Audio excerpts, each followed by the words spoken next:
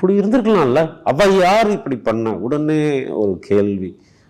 உடனே இவரு நல்லவர் ஆயிடுறாரு. படம் பார்க்கும்போது எல்லாமே ரசிக்கப்படுது, எல்லாமே இருக்கும். வீட்டுக்கு யோசிக்கும் போது தான் நீங்கள் நல்லவன் ஆகிடுறீங்க, நீங்கள் ஞானி ஆகிடுறீங்க, தியாகி ஆகிடுறீங்க. அது எப்படி இவன் இப்படி இருக்கலாம், அந்த எப்படி இந்த பொண்ணு இருக்கலாம், இதெல்லாம் வீட்டுக்கு யோசிக்கும் போது தான்.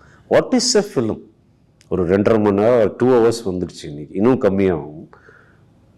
எல்லாமே ஒரு 1500 பேரை நீங்கள் கட்டி போட்டு வச்சு அந்த டார்க்னஸில் பார்க்குற படம், அதை பற்றி நீங்கள் யோசிக்காமல் விட்டுட்டு தேட்டரை விட்டுட்டு அந்த படத்தை அங்கேயே விட்டு வந்துட்டா டெஃபினட்டாக there are possibilities. Great. Don't judge a film. But இப்போ அதை நிறைய பண்ணுறாங்க. அதான சொன்னேன், வீட்டுக்கு தான் யோசிக்கிறாங்க. அந்த பொண்ணு அப்படி இருந்திருக்கலாம்ல, அவ யார் இப்படி பண்ண? உடனே ஒரு கேள்வி.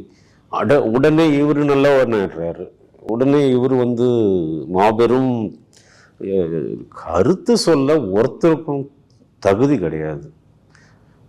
அவங்கவுங்க லைஃப் அவங்கவுங்க இதில் நீங்கள் யார் என்ன இப்படி இருக்கணும், நீ இப்படி இருக்கணும், இதுதான் ஒழுக்கம் அப்படின்லாம் சொன்ன நீங்கள் யார் so leave the film in theatres, let it run. Don't second guess it. Don't think about it at your home.